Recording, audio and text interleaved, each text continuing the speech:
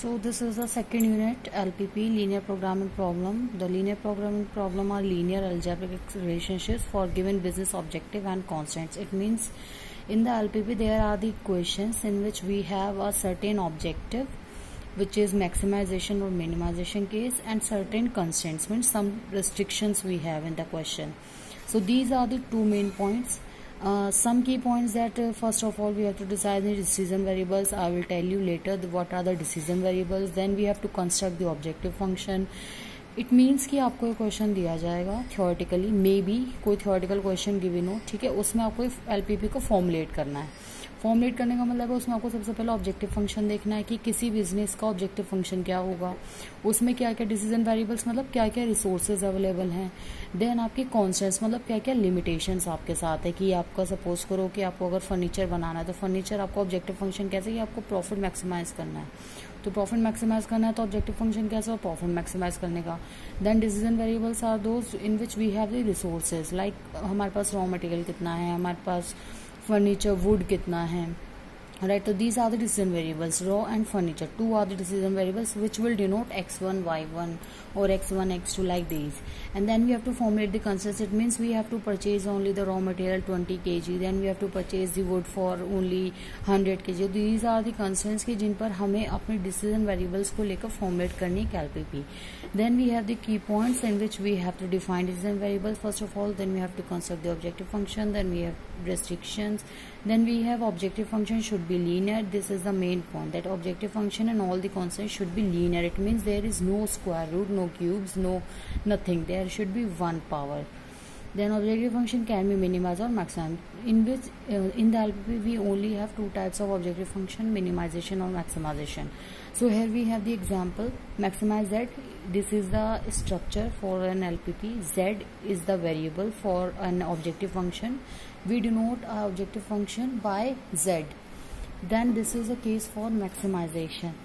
40x1 plus 50x2. Then we have the constants x1 plus 2x2 less than equal to 40, 4x2 plus 3x2 less than equal to 120. These are the limited constants कि एक raw material, दूसरा would, इतना आपका KG है और आपको कितना कम लेना है, 40 से कम होना चाहिए. मैक्सिमाइजेशन के केस में हमेशा हमारे पास less than equal to constant होगा. मिनिमाइजेशन के केस में always we have greater than equal to constant. These are the main point we have to consider in our mind. And then we have the non negative constant. It is very important. It means कि आपके जितने भी resources हैं, जितने भी variables हैं, वो सब पॉजिटिव में जाने चाहिए. कोई भी डेप्रिसिएशन में, कोई भी डिक्रीमेंट में नहीं जाएगा. अगर ऐसा होता है तो आपको ऑब्जेक्टिव फंक्शन रहेगा, बिजनेस ग्रो नहीं करेगा. And many more practical examples. Then we have so here we have objective function 40x1 plus 50x2, which is the case of maximization, and constants. These are the constants. These are the decision variables x1, x2. It means how many we have the variables. Two variables are there, x1 and x2. So these are the decision. Then we have non-negative restrictions. It means x1 and x2 should be greater than equal to 0. Now next we have, there are two methods to solve the LPP, graphical and simplex. Graphical method तब use होगा आपका जब आपकी equation में सिर्फ दो variables होंगे, मतलब x1, y1, x और y, x1 और x2, y1 और y2, such type.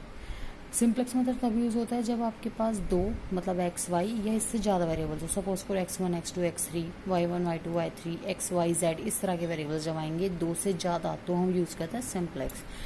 Then we have various type of solutions. हमारे पास बहुत सारे तरह के सॉल्यूशंस होते हैं, फीजिबल, इनफीजिबल. दो तरह के मेन सॉल्यूशन आएंगे.